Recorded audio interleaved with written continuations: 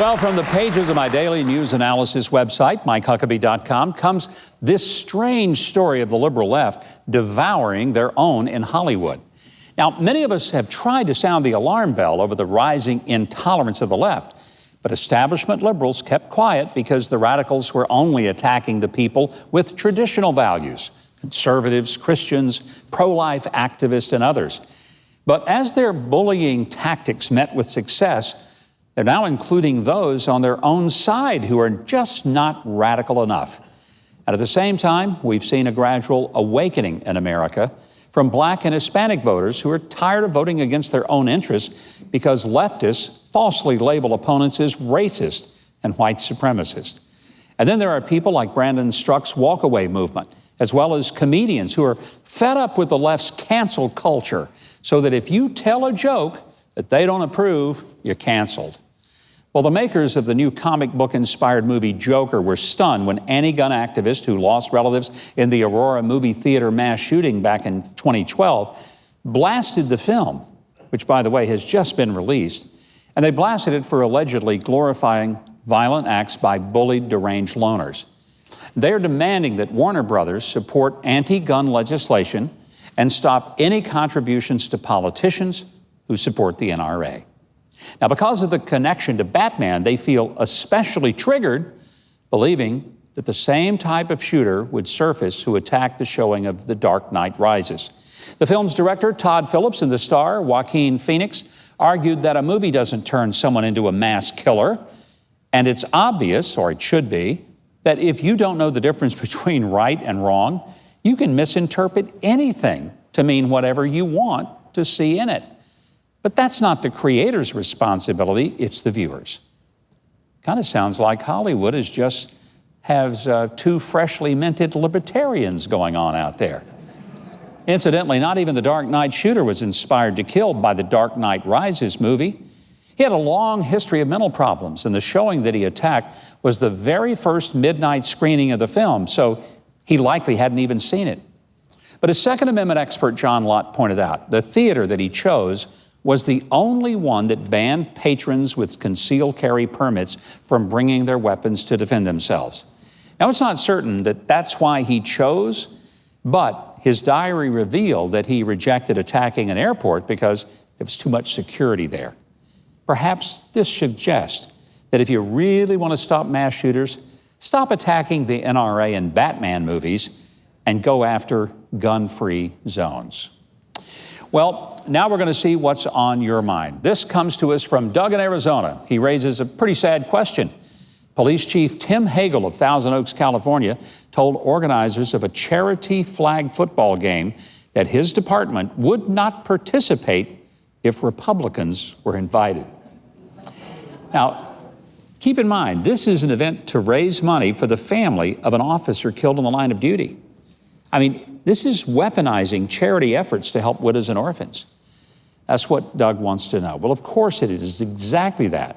First of all, I find it beyond offensive that a person would be so partisan, so biased, so angry and so bitter over something political that a person would not be able to enjoy the fact that there were people of all political persuasions who might want to help the family of an officer killed in the line of duty.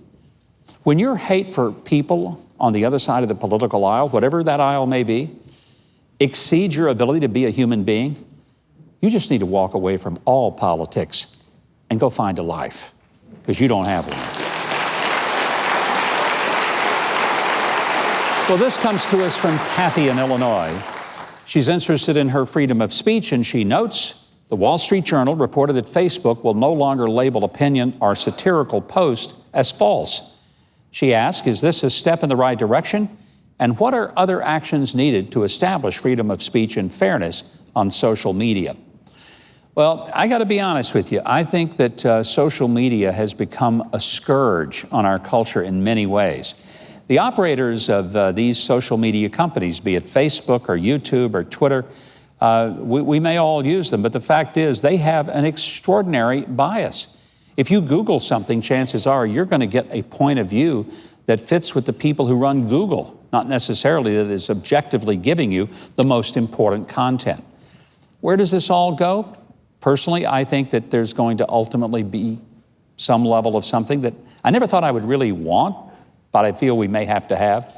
And that's the government coming in and saying, look, you don't get to decide who Mike Huckabee gets to be friends with on Facebook. If he wants to have some friends, he picks those friends.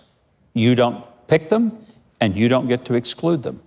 And you can't shut down the number of people that see his Twitter feed just because you don't like what he says. I think we're getting there. And if we don't, then we better be aware of the fact that these guys don't play fair. They have their fingers on the scale.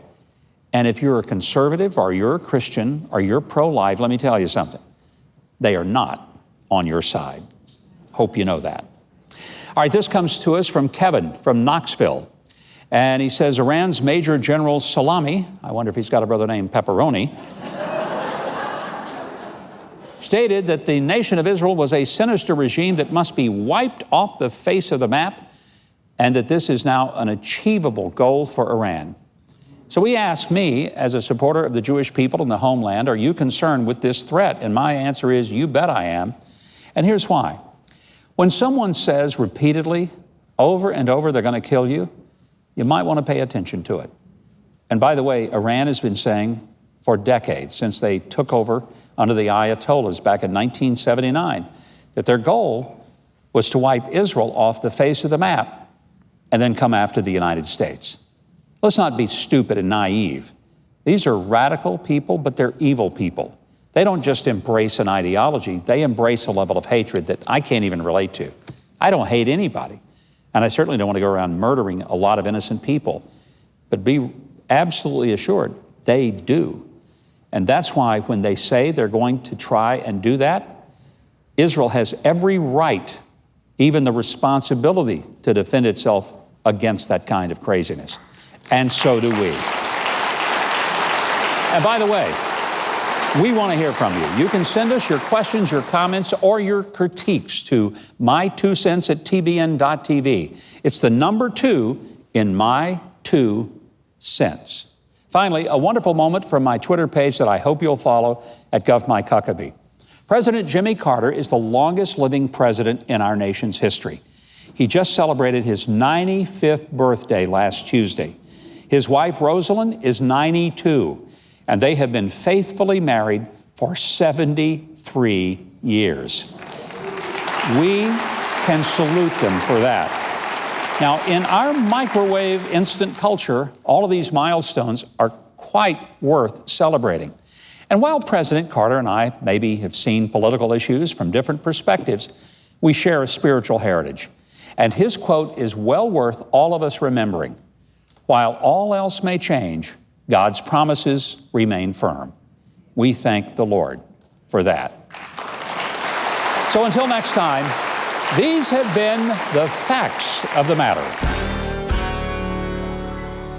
Now, if you're seeing this, I know you've enjoyed that video. I mean, how could you not, after all? So you know what you should do? Leave a like, click on the subscribe button below, and hit the notification bell next to it so you'll always know when I have another video up for you to enjoy.